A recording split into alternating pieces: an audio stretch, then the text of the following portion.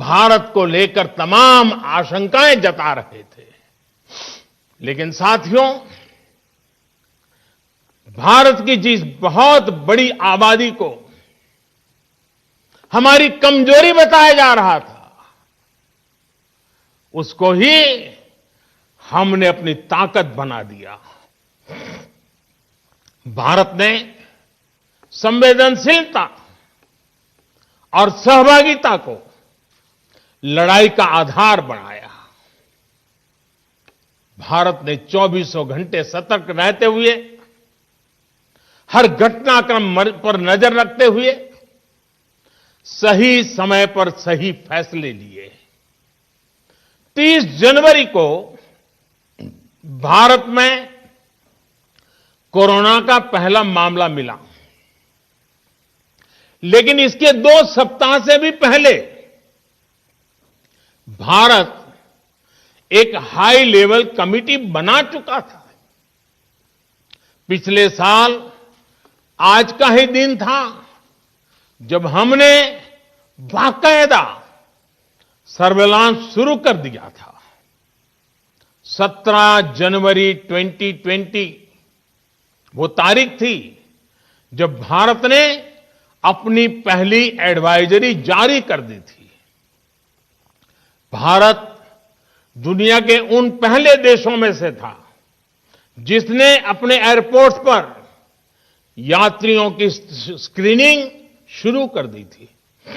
साथियों, कोरोना के खिलाफ लड़ाई में भारत ने जैसी इच्छा शक्ति दिखाई है, जो साहस दिखाया है, जो सामूहिक शक्ति का परिचय करवाया है, वो आने वाली अनेक पीढ़ियों के लिए प्रेरणा का काम करेगा। याद कीजिए, जनता कर्फ्यू कोरोना के विरुद्ध हमारे समाज के संयम और अनुशासन का भी परीक्षण था, जिसमें हर देशवासी सफल हुआ। जनता कर्फ्यू ने देश को मनोवैज्ञानिक रूप से लॉकडाउन के लिए तैयार किया। हमने ताली, थाली और दिया जलाकर देश के आत्मविश्वास को ऊंचा रखा। साथियों, कोरोना जैसे अनजान दुश्मन जिसके एक्शन रिएक्शन को बड़े बड़े सामर्थ्यवान देश नहीं भांप पा रहे थे, उसके संक्रमण को रोकने का सबसे प्रभावी तरीका ही यही था कि जो जहां है वो वहीं रहे। इसलिए देश में लॉकडाउन का फैसला भी किया गया। यह निर्णय आसान नहीं था।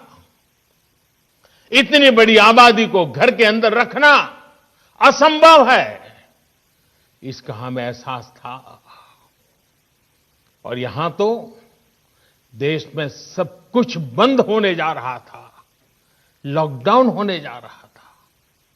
इसका लोगों की रोजी रोटी पर क्या प्रभाव पड़ेगा, अर्थव्यवस्था पर क्या प्रभाव पड़ेगा, इसका आकलन भी हमारे सामने था।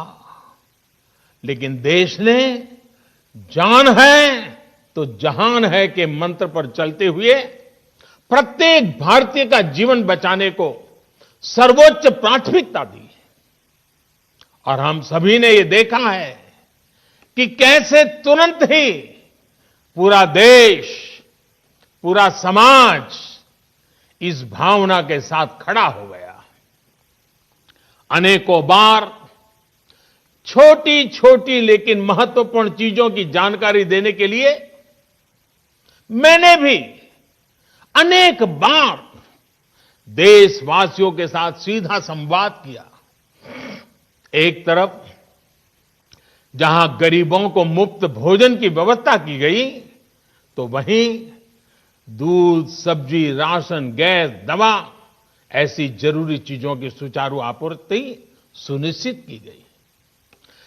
देश में व्यवस्थाएं ठीक से चले, इसके लिए गृह मंत्रालय ने 24/7 कंट्रोल रूम शुरू किया, जिस पर हजारों कॉल्स का जवाब दिया गया, लोगों को समाधान